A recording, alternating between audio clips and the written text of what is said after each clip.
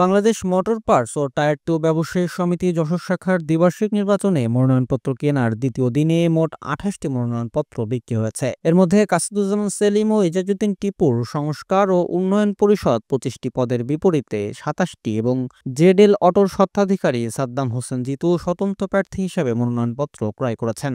সংস্কার ও উন্নয়ন পরিষদের পক্ষে মনোনয়নপত্র সংগ্রহ করেন বাংলাদেশ মোটর পার্টস ও টায়ার টিউব ব্যবসায়ী সমিতি যশোরের সাবেক সাধারণ সম্পাদক মোহাম্মদ আতাউল্লাহ। এ সময় অন্যদের মধ্যে উপস্থিত ছিলেন সাবেক সভাপতি অ্যাডভোকেট গোলাম ফারুক লিটন ও সাবেক কাউন্সিলর রিয়াজ উদ্দিন সহ স্থানীয় ব্যবসায়ীবৃন্দ। এর আগে প্রথম দিনে শাহিনুর হোসেন ঠান্ডু ও সেলিম রাজা বাপ্পি পরিষদ ২৫টি পদের বিপরীতে ২৭টি মনোনয়নপত্র ক্রয় করেছিলেন।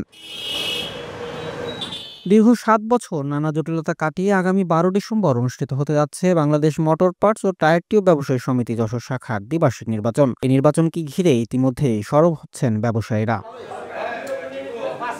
দীর্ঘ ৭ বছর পর উৎসাহ-উদ্দীপনার মধ্যে আমাদের এই নির্বাচন অনুষ্ঠিত হতে যাচ্ছে। সেখানে দুটি পরিষদে আমাদের দুটি প্যানেল এই নির্বাচনে প্রতিদ্বন্দ্বিতা করছে।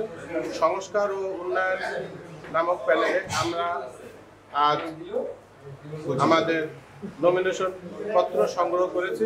নির্বাচন কমিশন সূত্রে জানা গেছে, তফসিল ঘোষণার পর গত ২৮ নভেম্বর চূড়ান্ত ভোটার তালিকা প্রকাশ করা হয়। তালিকা অনুযায়ী এবারের নির্বাচনে ভোটাধিকার প্রয়োগ করবে ৯৪৩ জন ভোটার।